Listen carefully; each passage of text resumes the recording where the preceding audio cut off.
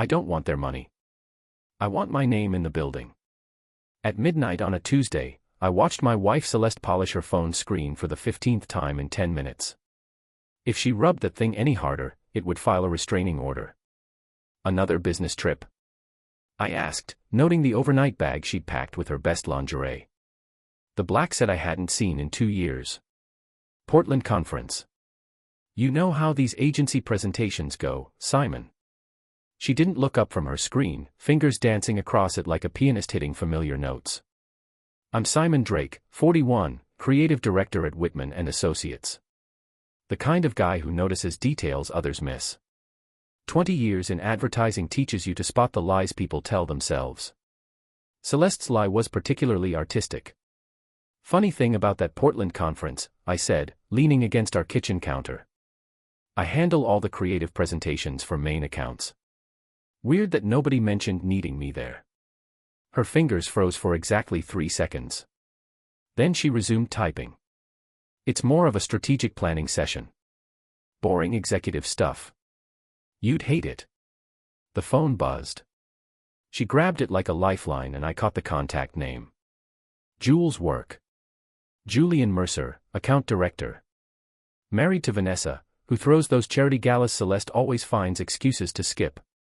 Julian, who'd been finding reasons to stop by my office lately, asking about Celeste's creative process with the kind of smile that made me want to check my wallet. Of course, I want to come, Jules. Lock the door this time. She thought I was in the bathroom. I wasn't.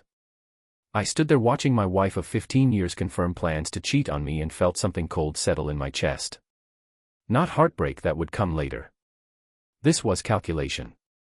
The same feeling I got when a client tried to screw us on a contract and I had to decide how thoroughly to destroy their reputation. You know what, Celeste? Have fun at your conference. She looked up startled by my tone. What's that supposed to mean? Nothing. Just have fun. I walked to our bedroom, pulled out my laptop, and did what any good creative director does when faced with a problem. I researched. Celeste's agency login was still saved on our shared computer. Sloppy operational security. But then again, she never expected me to look. Her calendar showed no Portland conference. Instead, weekend strategy session, Riverside Hotel, Suite 412, the Riverside Hotel, downtown's sleaziest attempt at luxury. The kind of place that rents rooms by the hour and pretends it's boutique. I screenshotted everything. Simon, Celeste called from the kitchen. Are you okay up there? Perfect. I called back. Just checking something for work. My phone buzzed. Eddie, my younger brother, texting his usual late-night nonsense. Beer tomorrow. Vanessa's charity thing got cancelled. Apparently Julian had to cancel last minute for work. Interesting. I typed back, rain check. Got a project starting tomorrow. The project was my marriage's autopsy, and unlike Celeste's creative process, I planned to be thorough. She appeared in the bedroom doorway, overnight bag in hand. I'm leaving early tomorrow. Don't want to wake you. Thoughtful, she kissed my cheek, a dry, perfunctory peck that felt like a business handshake. Love you. Love you, too. We were both lying now. After she left the next morning, I called Eddie. Remember when you said you missed the investigative work from your military days? Simon, what the heck are you planning? Nothing illegal, just comprehensive. Eddie arrived within an hour carrying a duffel bag I didn't want to examine too closely. My brother had done 3 tours in the Middle East specializing in intelligence gathering.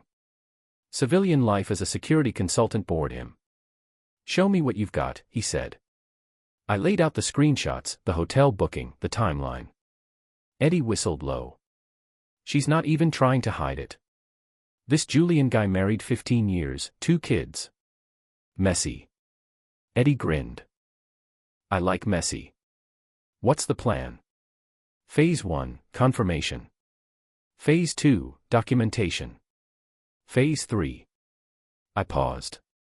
Phase 3 depends on what we find. We drove to the Riverside Hotel in Eddie's unmarked van. Another perk of his security business. The lobby reek of cheap cologne and expensive desperation. Room service. Eddie announced to the desk clerk, holding up a generic uniform shirt and a covered tray he'd somehow acquired. Suite 412. The kid behind the desk barely looked up. We took the service elevator to the 4th floor. Eddie had somehow procured a master key card. I didn't ask how. The hallway was empty. Muffled sounds coming from behind various doors. Suite 412 sat at the end of the hall. Eddie pressed a small device against the door, then handed me an earbud, digital stethoscope, military grade. The sounds from inside made my stomach clench. Not just the obvious ones, but their voices. God, Jules, when can we stop sneaking around like this? Soon, baby. Vanessa's getting suspicious, but I've got it handled. Simon's clueless, always buried in his creative projects. What about the others? What others? Don't play dumb. Rhea told me about the redhead from accounting and that intern. A pause. Then Julian's voice colder. Rhea needs to learn when to keep her mouth shut. Rhea Carter, Celeste's best friend and our HR manager. Of course she knew. Jules, I'm not sharing you with a harem. You're not sharing me. You're the special one, Celeste. The others are just diversions. I pulled out the earbud, handed it back to Eddie. He was watching my face carefully. Heard enough? More than enough. We were heading back to the elevator when the real room service arrived. A tired-looking woman with a cart full of champagne and strawberries. Suite 412. She asked. Already handled, Eddie said smoothly. But you might want to give them a few more minutes. They're busy. The woman rolled her eyes and turned back toward the elevator. That's when the second elevator opened and Vanessa Mercer stepped out. She was dressed for travel, pulling a small suitcase, her face set in grim determination. She walked past us without a glance, straight to Suite 412, and knocked. Room service. Eddie and I exchanged looks and ducked into the stairwell, leaving the door cracked. The suite door opened. Julian's voice. We didn't order. Vanessa, what the heck are you doing here? Surprising my husband. Aren't you happy to see me? How did you find you? Credit card statements, darling. You're not as clever as you think. A crash from inside the suite. Celeste's voice high and panicked. Julian, who is that? Oh, that's Rich. Vanessa's voice carried clearly. You must be the latest flavor of the month. I'm his weird what, honey? His girlfriend. His soulmate. Let me guess. He told you his marriage was over. That he was just waiting for the right time to leave me. Silence. That's what he told the redhead from accounting and the intern and the woman from the Portland office. Should I continue? More crashing. Celeste appeared in the hallway wearing a hotel bathrobe, her face flushed with humiliation and rage. This is insane, she muttered, fumbling with her phone. Julian emerged behind her, half-dressed and trying to smooth-talk his wife. Vanessa, let's discuss this at home. Home? You mean the home you've been lying about for months?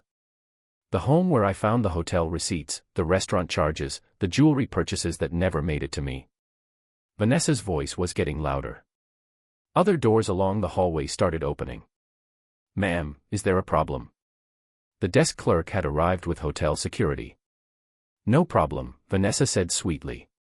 Just delivering divorce papers to my cheating husband. She pulled an envelope from her purse and slapped it against Julian's chest.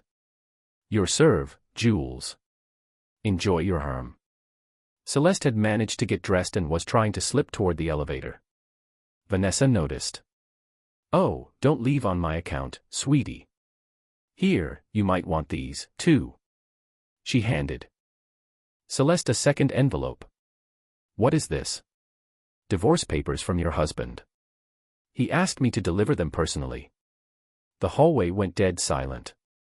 Celeste stared at the envelope like it might bite her. That's impossible.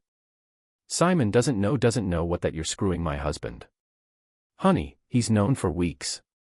He's the one who called me. I hadn't called Vanessa, but Celeste didn't need to know that. Eddie was grinning beside me in the stairwell. You magnificent bastard. You didn't even have to do anything. Sometimes the best revenge is just watching people destroy themselves. But as I watched Celeste's world crumble in that sleazy hotel hallway, I realized this was just the beginning. The fallout from the hotel incident spread through our small Maine city like spilled coffee on white carpet.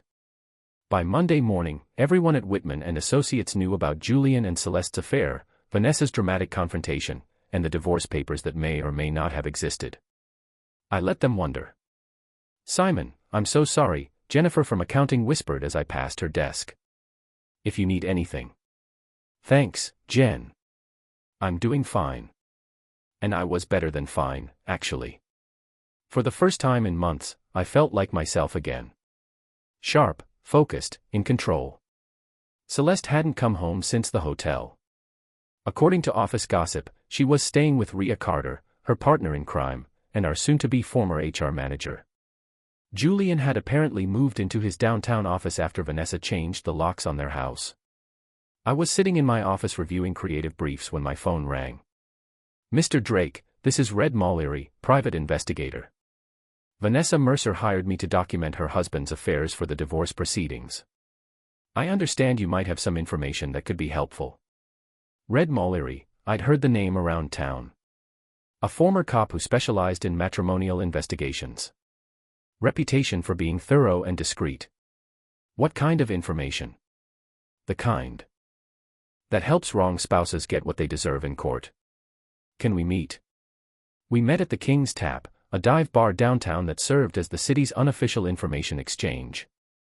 Red was exactly what you'd expect from a private investigator. Weathered face, sharp eyes, the kind of person who noticed everything and forgot nothing. "Vanessa's got a strong case," Red said over his bourbon. "Julian's been sloppy. Multiple affairs, company credit cards for hotel rooms, gifts purchased on joint accounts. But she wants more than just a favorable divorce settlement, such as complete social and professional destruction. The man's been running through women like tissues, telling each one they're special while maintaining a stable of side pieces. Vanessa wants every detail public." I sipped my beer and my wife. "Collateral damage, I'm afraid, but from what I've observed, she's not exactly innocent." Red slid a manila folder across the table. "Julian's greatest hits from the past 2 years. Your wife's just the latest in a long line." The folder contained photographs, credit card statements, hotel receipts, restaurant bills. Julian had a type. Ambitious women in their 30s and 40s, usually married, always looking for something their husbands weren't providing. "The redhead from accounting," I said, recognizing a face from the photos. Lisa Martinez lasted about 6 months. Before her was a marketing consultant from Portland. Before that, a city council woman's wife. Jesus. He's got a system. Identifies unhappy wives. Plays the understanding confidant.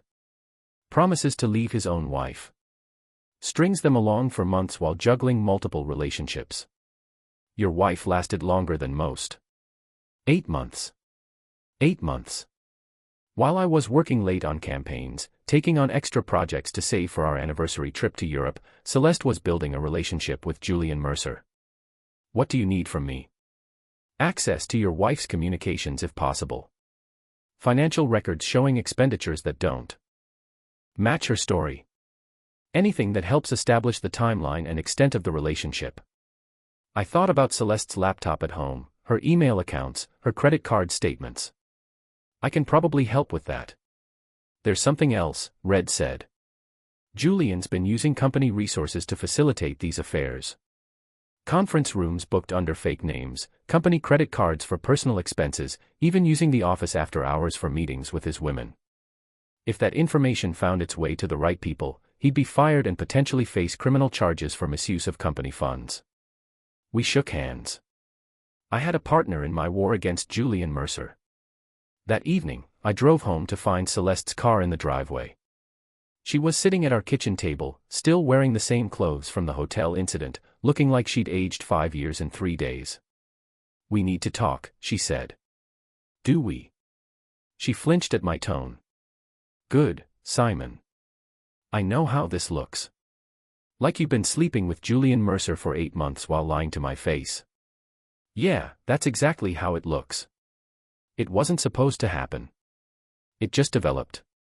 developed like a rash. She stood up, tried to move closer. I stepped back. Don't. Just don't. I want to fix this. We can go to counseling.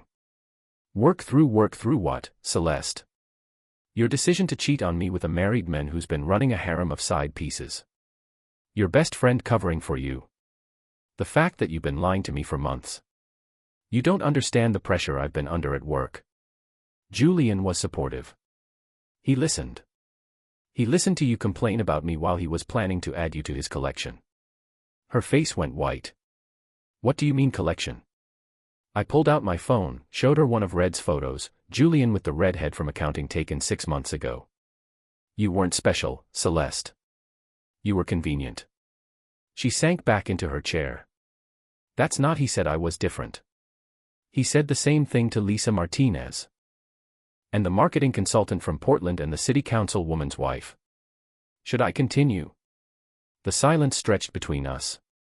Outside, our neighbor's dog barked at something in the darkness. I made a mistake, she whispered. You made a choice. Multiple choices every day for 8 months. What do you want me to say? Nothing. I want you to pack your things and get out. This is my house, too. Actually, it's not. It's in my name. Purchased with my inheritance from my father. You can check with a lawyer if you want, but I think you'll find your legal position is weaker than you assumed. She stared at me like I was a stranger. Maybe I was. I'm not leaving. Then I'll make staying uncomfortable. I walked to our bedroom, gathered her remaining clothes, and carried them outside to the driveway. She followed, protesting, but I ignored her. You can't do this. Watch me. I went back inside, changed the locks on all the doors. I'd already ordered new ones online, and activated the security system. Celeste pounded on the front door for about 10 minutes before giving up and driving away. My phone rang immediately.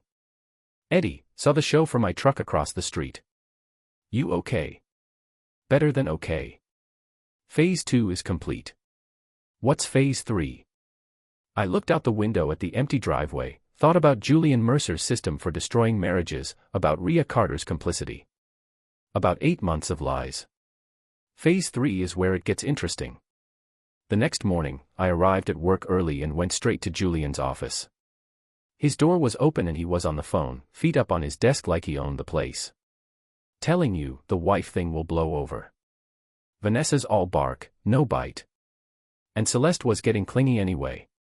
Time to move on. He noticed me in the doorway and quickly ended his call. Simon, how are you holding up, buddy? Buddy like we were friends, like he hadn't been screwing my wife for 8 months. I'm great, Julian. Really great. In fact, I wanted to thank you.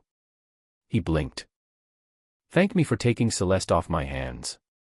Turns out she's more high maintenance than I realized. You're welcome to her. Well, that's very mature of you. I'm a mature guy. In fact, I'm so grateful I brought you a gift. I set a small wrapped box on his desk. He opened it cautiously. Inside was a hotel key card. What's this key card to Suite 412 at the Riverside Hotel? Thought you might want it as a memento. You know, of all the good times you had there with all your different guests. His face went pale. Simon, I think there's been a misunderstanding. No misunderstanding. I understand perfectly. You're a predator who targets unhappy wives, makes them feel special, then discards them when they get inconvenient. It's actually impressive in a sociopathic way. That's not the redhead from accounting lasted 6 months. The Portland marketing consultant, 4 months. The city council woman's wife, 3 months. Celeste made it to 8 months. That's practically a long-term relationship for you. Julian stood up, tried to look intimidating. You need to be careful about making accusations you can't prove. Who's making accusations? I'm just admiring your system, though. I have to ask. How many company credit cards did you use for those hotel rooms? Because I'm pretty sure Vanessa's divorce attorney is going to be very interested in that information. You don't know what you're talking about, don't I? Conference room booked under fake names for afternoon meetings with your Herm company car for trips to Portland. Even the office after hours, I bet security footage would show some interesting comings and goings. Julian's jaw tightened. What do you want? Nothing. I just wanted to say thanks and to let you know that Vanessa's private investigator is very thorough. Red Mullery, you know the name. The color drained from Julian's face completely. Have a great day, Jules. Oh, and you might want to update your resume. I hear the job market's tough for middle-aged account directors with ethics violations. I left him standing there staring at the hotel key card like it was a bomb. The war was just beginning. Within a week, Julian Mercer's carefully constructed world began collapsing faster than a house of cards in a hurricane. Red Mullery was thorough, more thorough than I'd expected. The private investigator had documentation going back 3 years, a pattern of behavior that painted Julian as a serial manipulator who used company resources to facilitate his affairs. But Julian wasn't going down quietly. Simon, we need to talk. Rhea Carter cornered me in the break room Thursday morning. Her usual composed demeanor cracked around the edges. This vendetta against Julian has gone too far. Vendetta. I stirred my coffee slowly. I'm not sure what you mean. Don't play innocent. Everyone knows you're behind the investigation, the leaked information, all of it. I'm behind holding people accountable and for their actions. If that feels like a vendetta, maybe the problem isn't me. Rhea moved closer, lowering her voice. Celeste made a mistake. She knows that. But destroying Julian won't fix your marriage. My marriage was destroyed 8 months ago. I'm just cleaning up the debris. Julian's talking about filing harassment charges. I laughed. Actually laughed. Let him try. I haven't done anything illegal. Can he say the same? Her face flushed. You're not the only one who could get hurt in this. There are other people involved. People who were just trying to help a friend. You mean people who helped cover up an affair? People who lied by omission for months. People who violated their professional ethics to protect a cheater. Rhea's role as HR manager made her complicity particularly damaging. She'd known about Julian's pattern of affairs, had helped cover for both him and Celeste, and had potentially violated company policy in the process. I was protecting my friend. You were enabling adultery and workplace misconduct. There's a difference. She left without another word, but I could see the fear in her eyes. Good. That afternoon, my phone rang. Eddie, we've got a problem. Julian's disappeared. What do you mean disappeared? Vanessa went to serve him with additional court papers. His office is cleaned out. Apartment's empty, and his car is gone. Looks like he packed up and ran. I felt a cold knot form in my stomach. What about Celeste? That's the problem. She's missing, too. I met Eddie and Red at the King's Tap within the hour. The bar was nearly empty, just us and Twitch Turner, the local gossip who seemed to live on his corner stool. Timeline, Red said, spreading papers across our table. Julian cleaned out his office Tuesday night. Security footage shows him loading boxes into his car around midnight. Wednesday morning, Celeste never showed up at Rhea's place. Her car was found in the parking lot of Julian's apartment complex. Maybe they ran off together, Eddie suggested. Red shook his head. Julian's credit cards were maxed out, paying for his lifestyle. His bank accounts were frozen as part of the divorce proceedings. And according to my sources, Celeste had been trying to end things with him since the hotel incident. Sources, Lisa Martinez, the redhead from accounting. Julian approached her last week trying to rekindle their affair. She recorded the conversation. Red pulled out a small digital recorder and pressed play. Julian's voice desperate and slurred. Lisa, baby, I know we had our problems, but I need you right now. Vanessa's trying to destroy me. And Celeste's being a witch about everything. We were good together, remember? Lisa's voice cold. We were never good together, Julian. You used me, lied to me, and discarded me when I got inconvenient. Just like you're doing to Celeste now. That's different. Celeste knew what she was getting into. Did she know about the others? All the others. A pause. Then she's threatening to go to the police about some things. Private things. I can't let that happen. The recording ended. What kind of private things? I asked. Red's expression was grim. According to Lisa, Julian has been documenting his conquests. Photos, videos, personal information. He uses it to keep them quiet when they try to leave. Blackmail. Exactly. And if Celeste was threatening to expose him, the implications hung in the air like smoke. We need to find them, I said, already working on it. Julian's phone is off, but I've got contacts tracking his credit cards, his car registration, known associates. If he's still in the area, we'll find him. Twitch Turner suddenly appeared at our table, drink in hand. You boys talking about Julian Mercer? Maybe, Red said carefully. Why? Saw him yesterday out at the old Riverside warehouse. You know, the abandoned one by the water treatment plant. Had a woman with him. Looked upset. We all stared at him. You sure it was Julian? Eddie asked like, sure as crap. Men owes me money from a poker game last month. I'd recognize that a hole anywhere. Red was already standing. We need to check it out. Shouldn't we call the police? I asked. And tell them what? That we think a man might be with his girlfriend at an abandoned warehouse. We need more evidence before involving law enforcement. Eddie was checking his phone. Warehouse district's about 15 minutes from here. If we leave now, I'm coming with you. I said, Simon, this could be dangerous. She's still my wife. The Riverside warehouse sat on the edge of town like a rotting tooth, surrounded by empty lots and rusted chain-link fence. Julian's black BMW was parked behind the building, hidden from the main road. There, Eddie whispered, pointing to a second-floor window where a faint light flickered. Red pulled out his phone. I'm calling for backup. Private security, not police. We don't know what we're walking into. How long? I asked. 20 minutes. A scream echoed from inside the building. High, desperate, unmistakably female. We don't have 20 minutes, Eddie said.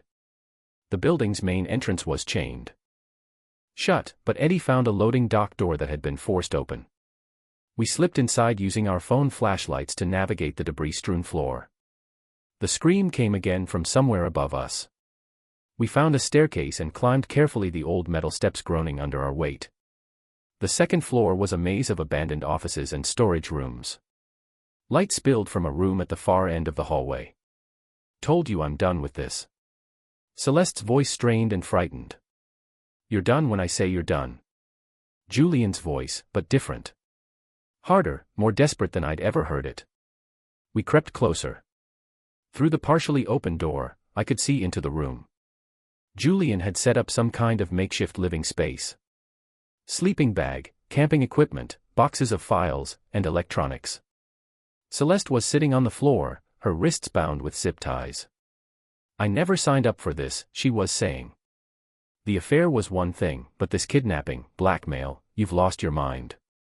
I haven't lost anything yet, but I will if you go to the police with those accusations. What accusations? I never threatened to. Don't lie to me. Julian backhanded her across the face. That's when Eddie and I moved. Eddie hit the door first, his military training evident in the fluid way he assessed and controlled the situation. Julian spun around, reaching for something on a nearby table, but I was already there. Hello, Jules. He froze, staring at me with wild eyes. Simon, how did you find you? Turns out you're not as smart as you think. Also, turns out the whole town knows you're a predator. Julian's hand inched toward what I now saw was a knife on the table. Eddie noticed, too. I wouldn't, Eddie said quietly. I've had a very boring week, and I'd love an excuse to hurt someone. Julian's hand stopped moving. I looked at Celeste, still bound on the floor, a red mark on her cheek where he'd hit her. Despite everything, the lies, the affair, the months of betrayal, seeing her hurt triggered something protective in me. You okay? I asked her. She nodded, tears streaming down her face. Simon, I'm so sorry about everything. I never meant for it to go this far. We'll talk later. Right now, let's get you out of here. Eddie had zip-tied Julian's hands behind his back using restraints from his security kit.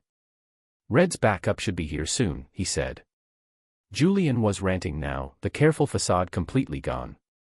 "You don't understand what you're dealing with. I have information on half the married women in the city. Photos, videos, personal details. If this gets out, it's already out." Red's voice came from the doorway. He entered with two other men, private security contractors by the look of them. "Vanessa found your little insurance collection. Turns out keeping blackmail material on a shared cloud account isn't the brightest idea." Julian's face went ashen. "That's impossible. The account was encrypted. Your password was HERM123. Not exactly NSA-level security." While Red's team secured Julian and called the actual police, I untied Celeste. She collapsed against me, sobbing. "I'm sorry," she kept repeating. "I'm so sorry." I held her but felt nothing. No anger, no love, no forgiveness. Just emptiness. "I know," I said. "But sorry doesn't fix this." The police arrived 30 minutes later along with paramedics and what looked like half the town's gossip network. Julian was arrested on multiple charges: kidnapping, blackmail, misuse of corporate funds, and several others that Red rattled off with obvious satisfaction. Celeste was treated for minor injuries and released. As we stood outside the warehouse watching Julian loaded it into a police car, she turned to me. "What happens now?" Now you deal with the consequences of your choices. The divorce papers are real, by the way. Filed them Tuesday. Simon, please. Can't we try to work this out?" I looked at her. Really looked at her for the first time in months. The woman I'd married, who I'd loved, who I'd trusted with everything. She seemed like a stranger. "Now, work out what, Celeste? You chose Julian over me. You lied to me for 8 months. You let your best friend cover for you while I worked extra hours to pay for an anniversary trip you had no intention of taking. I made mistakes. You made choices and now you get to live with them." Red approached us. "Simon, there's something you should know. The investigation turned up financial irregularities at the agency. Celeste's corporate credit card shows several charges that don't match her expense reports." Celeste's face went white. "Those were legitimate business expenses. Hotel rooms in Portland when you were supposed to be working from home. Restaurant charges for 2 when you claimed to be dining alone with clients." "I don't think so." "What does that mean?" I asked.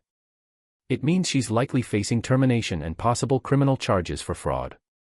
I felt a grim satisfaction watching Celeste realize that her professional life was about to implode along with everything else. "The agency's board is meeting tomorrow."